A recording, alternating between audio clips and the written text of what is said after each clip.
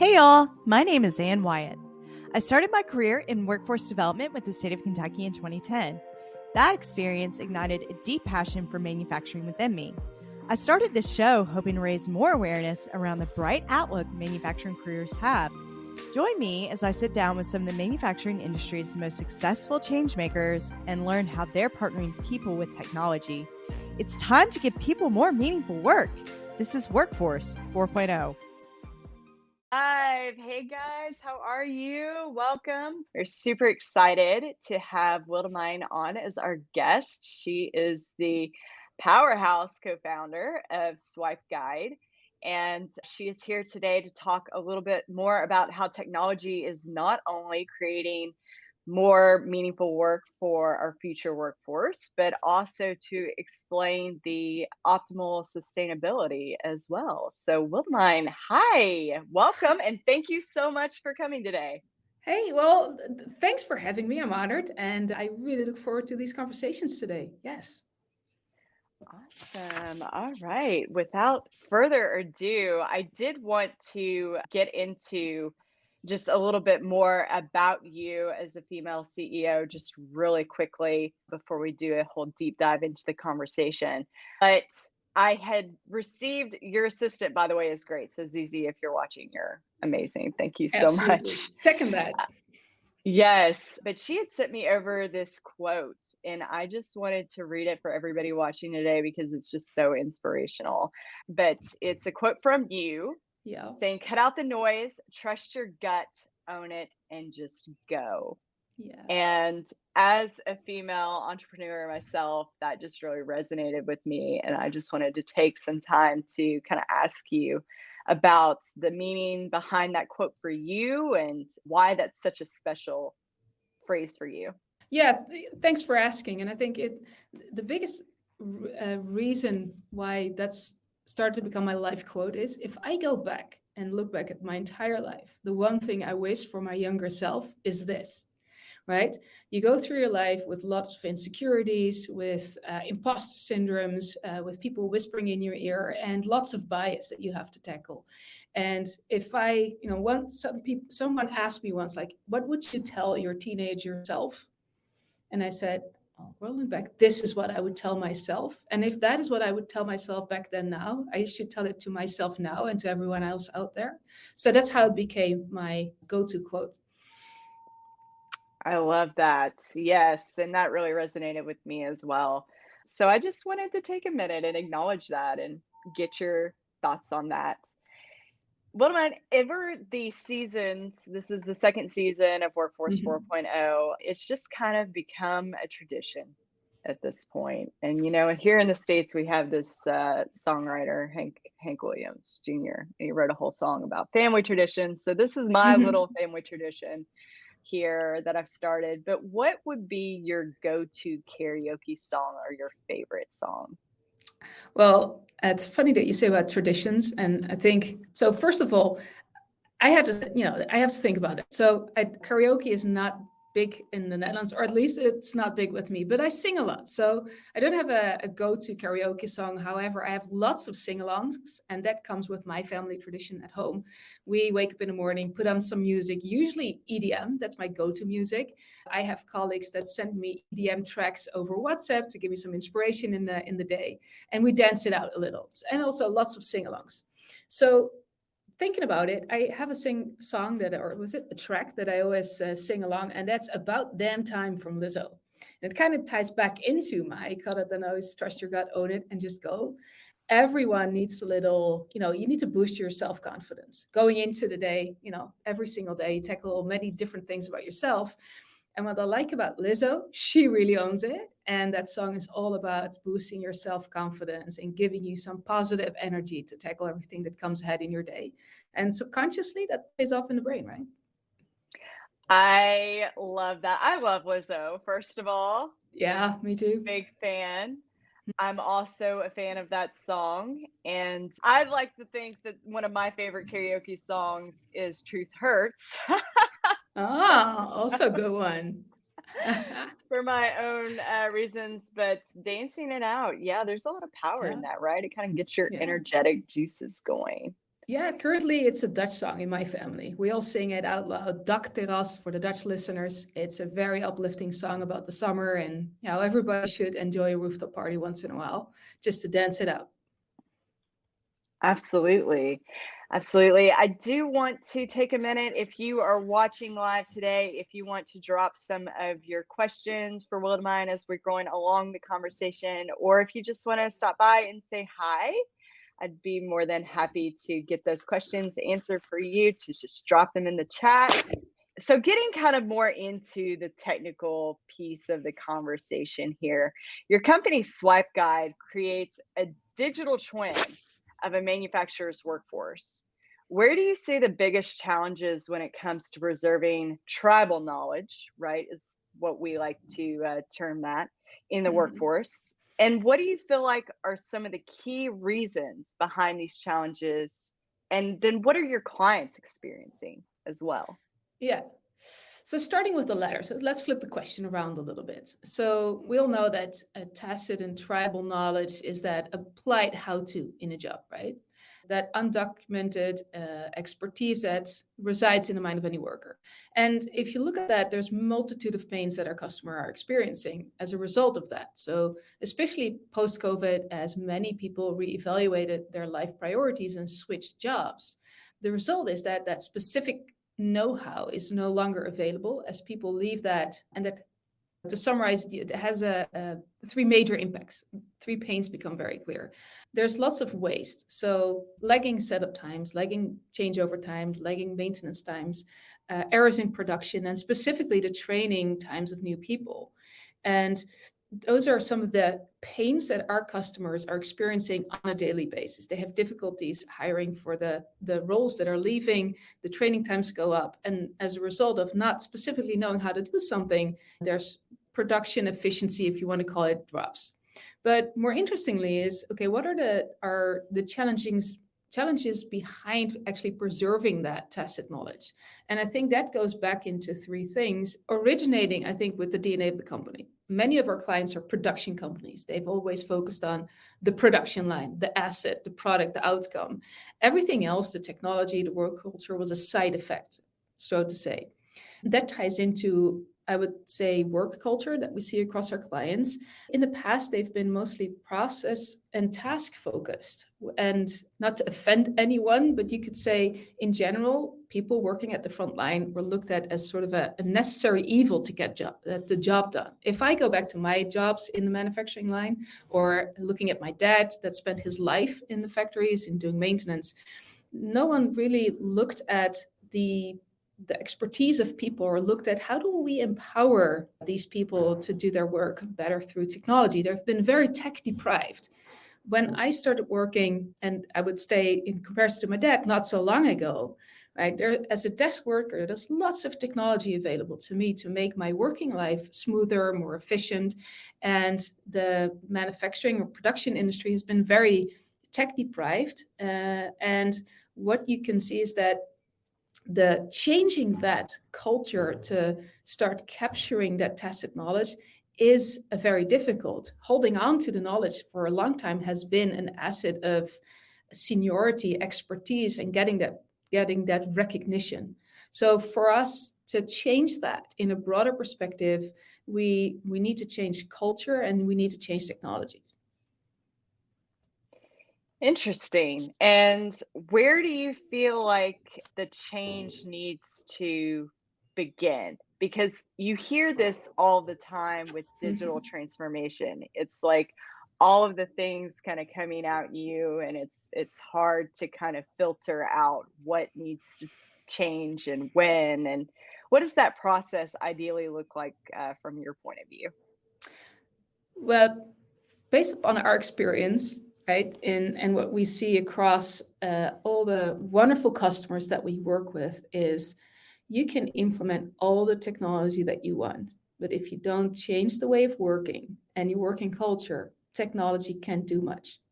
Technology is a tool. It's an accelerator, a catalyst, but it's not the solution itself. So we always recommend to start with your way of working and your working culture, because once you have that going for you, then the impact of implementing these new technologies to drive, I would say, production efficiency, that will really pay off.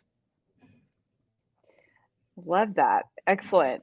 So, when it comes to the manufacturing skills gap, as we're kind of transitioning from thinking of the tech approach to the people approach in the process overall, right? Do you believe this to be a global problem? Because you're originally from the Netherlands. I know you just moved to the States, which I am very excited about because now I'm Absolutely. like, we've got to meet in real life, right? But what are you seeing in other parts of the world that could indicate why this is a global resource problem, or why not? Yeah, good question. And yes, let's point a dot on the map somewhere here in the United States where we will physically meet up indeed.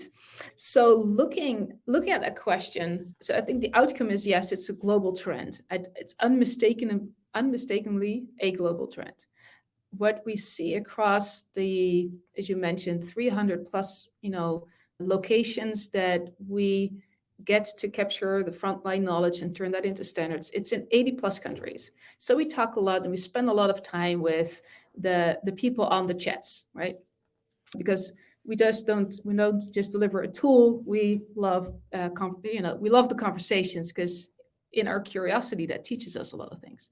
And what we see is that the different workplaces or the different teams that we talk to, they struggle to find the right people because, post-COVID, you see a lot of, as I said, people have rethought their priorities. They're either switching industries or switching roles, a type of job. And even a recent study by McKinsey says 40% of all people in manufacturing are currently planning to leave within the next 3 to 6 months. They researched in 16 industries, seven global regions, and over 20,000 respondents. And it confirms what we see as well, is there's a huge switch in the type of role people take, the type of job people take. And our clients, and I think many manufacturing, are struggling to find people with the right technical skills, but also the right operational skills, so to say. And I think that is essential for the industry to rethink, okay, how are we tackling this? Because it's obvious that we won't be able to hire back the same amount of frontline workers. We shouldn't be. We have to rethink what are meaningful jobs and how can we use technology, as you will, to facilitate that, because they're amazing jobs. And I think that if you use the technology to uplift the impact of that job or the purpose of that job and connect it into the daily lives of what people value in their life, then you have a gateway to solution. I think it's also important that when we see there's not just one single solution, right? There's not this is a problem, here's the solution, there you go. Because everyone that is switching out in their job has a different why. So if everyone has a different why, there's not just one single solution. But it's a global, I would say, challenge. And I think there's a huge variety of technologies, but also tools, right? And yeah, I would say cultural initiatives you can take on as a company to tackle this. And from your answer, I just want to add another ad hoc question here. Go for it. For you. Yeah. But what does more meaningful work look like to you personally? And maybe to SwipeGuide. I don't know if, that's similar, but to you personally, what does more meaningful work look like to you? More meaningful jobs? So I think for me as a person, and I strongly believe that counts for everyone, is that everyone in life wants to solve problems. I think it's a human element. We all love to collaborate to solve problems. You can see that reflected in the conversations you have in your daily life, right? We want to help. It's the nature of people to help collaborate, solve problems. That's where we came from in our evolution. And I think that over the past decades, we've lost our eyes on what drives you as a human. And more meaningful jobs to me, and I think the SwipeGuide means that is where you get recognized for the work that you do and the impact that you can see and feel the impact that what you do has on your life, your colleague, the person, the company that you work for, and the product that you create, and that you can participate in its journey, right? And that counts for me personally. As I spend my, 12 hours a day with someone else, I want to work somewhere where where I share the same values, right, as in my life. So why else would I spend so much time there? So I want to identify myself with that company, with that person, with the product. I want to feel it aligns with my personal values, and I want to see impact. And I think also that relates back to why we founded SwipeGuide and how we are building out SwipeGuide. We strongly believe that everyone, and that looks at our product, everyone is a knowledge worker. Everyone, every line in the world runs because somebody knows how to. And we need to acknowledge that. And we need to use that as a gateway for all of the other questions we want to solve in, a digital transformation. Absolutely. I love that. That was a beautiful answer. Thank you. That's, very passionate about the topic. Yeah, absolutely. Yeah, it's been so overlooked. I can't imagine. It's I don't know what the right English word for it is. Like flabbergasted. Maybe that's more of a British word. I don't know.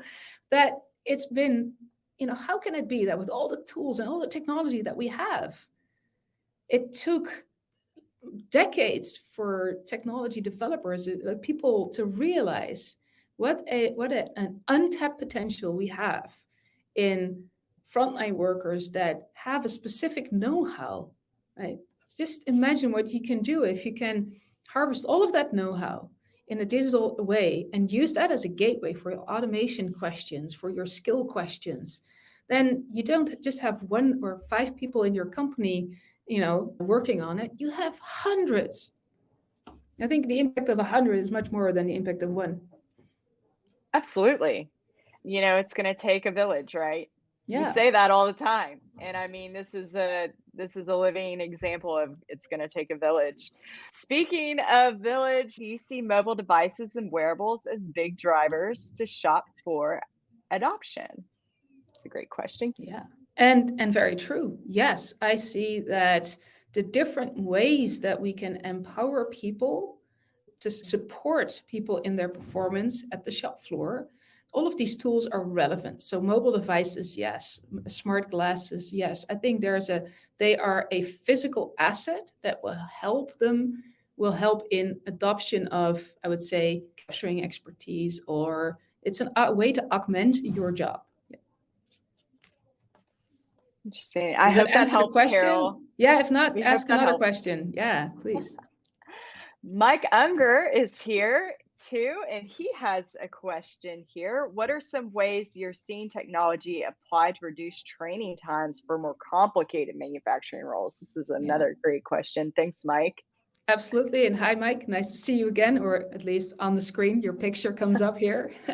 So yeah, absolutely. So some of the ways that you see that technology is being used to reduce training times in more complex manufacturing environment is by using technology to, for example, an augmented technology, enriched technology, to support people visually and guide them through the different complex procedures, for example, in assembly, projecting technologies, smart glasses, but even, for example, wearables that identify where exactly you are in that specific manufacturing environment, and then triggers something so you have the right information, the right training to support you doing that task as you're at different locations. So I would say it's a combination between hardware, augmented or enriched reality, and software. I hope that answers your question, Mike. That was a good one. And yeah, it was an interesting perspective for sure. And speaking of all of the cross sections between technology that's kind of coming down the pike at us, when you think of Industry 4.0, edge computing, digital twins, security, cybersecurity, and awareness are definitely top of mind. But where do you personally feel like the true intersection of Industry 4.0 and people intersect? What does the future of technology hold for the future workforce? And do you, especially as a female co-founder and executive with children, right? Because I know you have a couple of littles as well. Where do you feel like this change is going to positively affect things like work-life balance and or, as we like to say here on Workforce 4.0, giving people more meaningful work?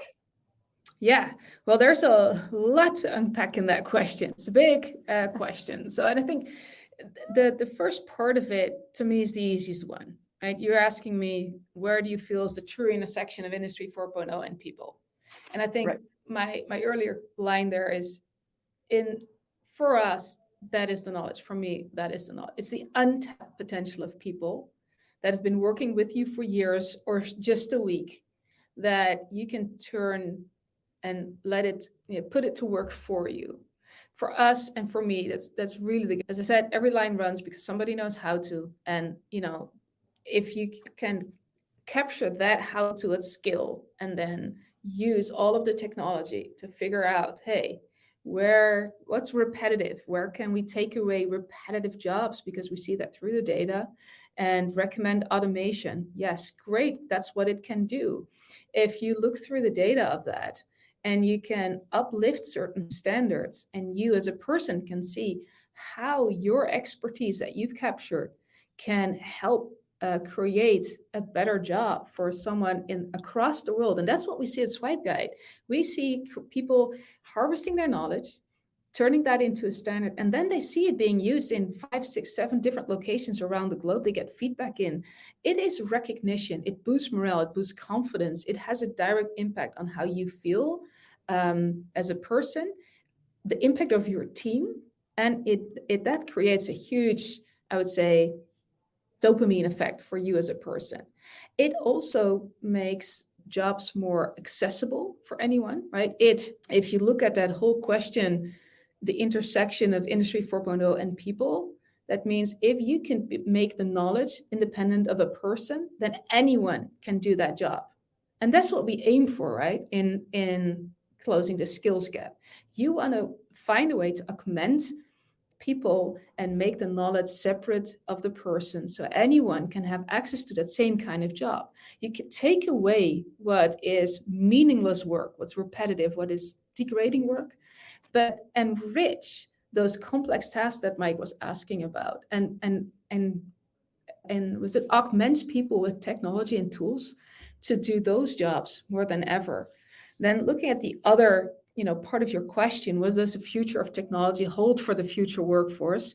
I think that if you look at all the different technology we already see out there, and I believe, and we'll never get to a lights out factory.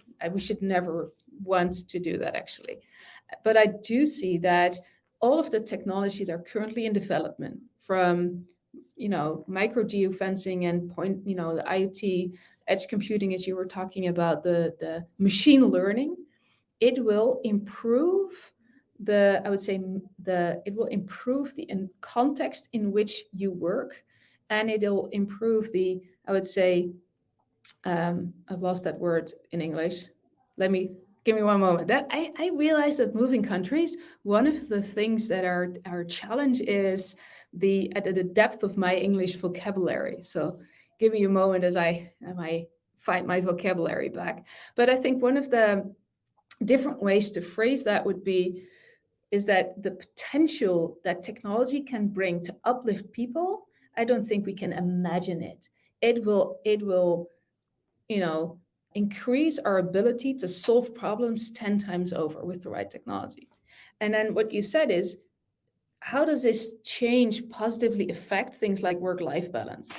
Well, for one thing, of course, it'll make jobs more equitable. I think there's more to it, like creating more equitable worlds, specifically through my lens as a woman, as a mother. There's more to it. But I think the change in general, in manufacturing, with the huge attrition that we see, is forcing companies to rethink what are meaningful jobs and what is meaningless work. If we make that transition, we can increase the cost of labor, we can provide better access to more decent jobs for more different types of people. And as I said, technology can make the who actually executes the work independent of the knowledge that person has coming into the role. And I think that opens up a wide variety of possibilities. And as a person, I can only hope that we make that transition as a society, as a whole, so that our daughters growing up will not have to sort of go through these same kinds of conversations that you and I are having. And absolutely. That was a lot to unpack, but I hope it gave the answers that you're. I believe that it did, and it was great. I as an interviewer, you answered each question, independently and cohesively. But no, that was great. That was great feedback, and I agree. I think that hopefully by having these conversations today, it will impact our future for our daughters as well. That's the end goal here, right? That's the mission behind Workforce 4.0, is to create awareness around technology in the workforce. But that is a great segue into Chris's question here in the chat. He says, what does digital transformation mean for the low skill workers who may be diligent, hardworking, trainable, and eager to learn, but have neither the inclination nor maybe not even the capability to understand it? Are they left behind? Yeah, good Interesting question. Perspective. Interesting perspective. Very interesting. So first of all, I don't see the question anymore on screen, but the low skill workers, and are they left behind because they might not have the capability to or inclination to develop?